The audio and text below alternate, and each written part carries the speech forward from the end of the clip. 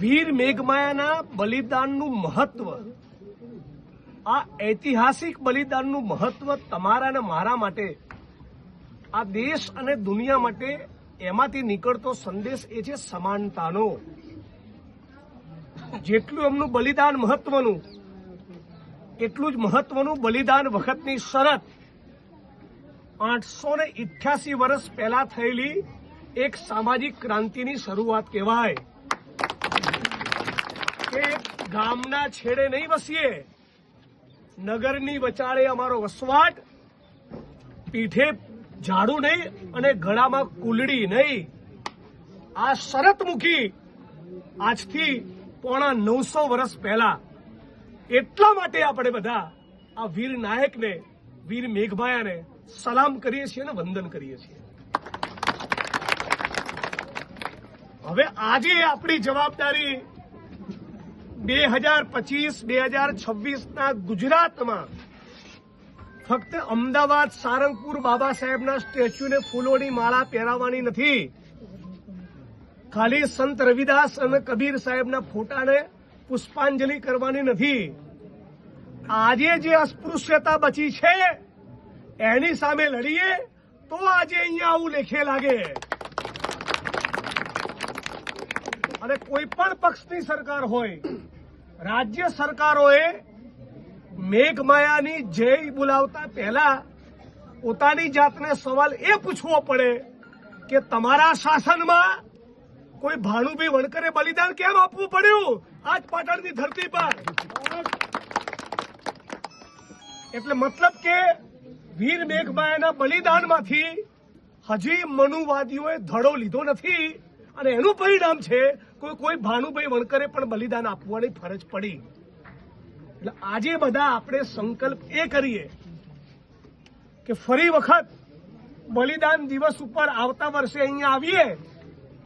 889માં બલિદાન દિવસ વખતે અહીંયા આવીએ એની પહેલા ઓછામાં ઓછા એક ગામમાંથી અસ્પૃશ્યતાની નાબૂદી કરીએ.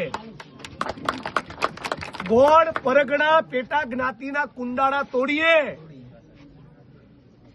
અને વાલ્મીકી સમાજ જે દલિતોમાં પણ દલિત છે એના ગળેથી કુલડી ગઈ હોય પણ એના કિસ્મતમાંથી હજી ઝાડુ ગયું નથી. એ ઝાડુ દૂર થાય એના માટે જો મથીએ તો સાચા અર્થમાં વીર મેઘમાયાને યાદ કરે. આજે આ પ્રસંગે રાજ્યની સરકારને અને સરકારના કેમ્પમાં બેઠેલા અને મૌન ધારણ કરીને બેઠેલા ધૃતરાષ્ટ્રોને પણ પૂછવા માંગુ છું, આ સ્થાનક માટે, આ જગ્યા માટે ફાળવેલા 11 કરોડ ક્યાં ગયા? આજે ટુરિઝમ દિવસ પણ છે અને વીર મેઘમાયાનું બલિદાન દિવસ પણ છે. તો ભારતીય જનતા પાર્ટીની સરકારે બીજા તબક્કાનું કામ પૂરું કરવા માટે જે ગ્રાન્ટ, જે બજેટ ફાળવવાની હતી એ ફાળવો, એ તાબડતોબ પૂરી કરો.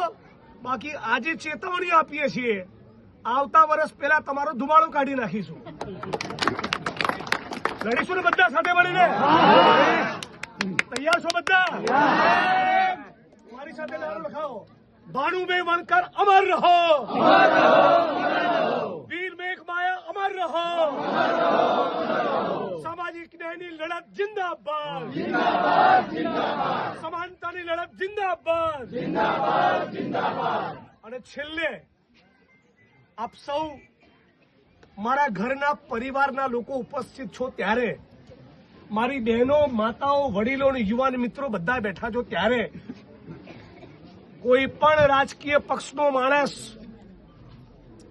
આપણા સમાજના દીકરા હિતેન્દ્રભાઈ પીઠાડિયાને જાહેરમાં છડેચોક આ પાટણની ધરતી પરથી પડકાર ફેંકે અને મારવાની વાત કરે તો પાટણના દલિત સમાજ અને ગુજરાતના 50 લાખ દલિતોએ ચૂપ રહેવાનું છે? એનો જડબા તોડ જવાબ આપીશું. અને હું જે દિવસે આહવાન કરું એ દિવસે બધા મોટી સંખ્યામાં બહાર આવવાનું છે. મારી પાર્ટીનો હોય, સામેવાળી પાર્ટીનો હોય કે ત્રીજી કોઈ પાર્ટીનો હોય, આત્મસન્માનના મુદ્દે અમે કોઈ દિવસ સમાધાન કરતા નથી. અને કોઈના મનમાં ફાંકો હોય ને તમારે આજ એવી 1400નો ફાંકો કાઢવા જિગ્નેશ મેવાણીનો જન્મ થયો છે, યાદ રાખજો. એટલે મારા ભાઈનું નામ લેતા ફરી વિચારજો. બાકી હું એ જ જિગ્નેશ મેવાણી છું જેને ભાનુભાઈ વણકરના બલિદાન વખતે આખી રાજ્યની સરકારને દોડતી કરી હતી. તારું તો ચણું નહીં આવે. જય ભીમ.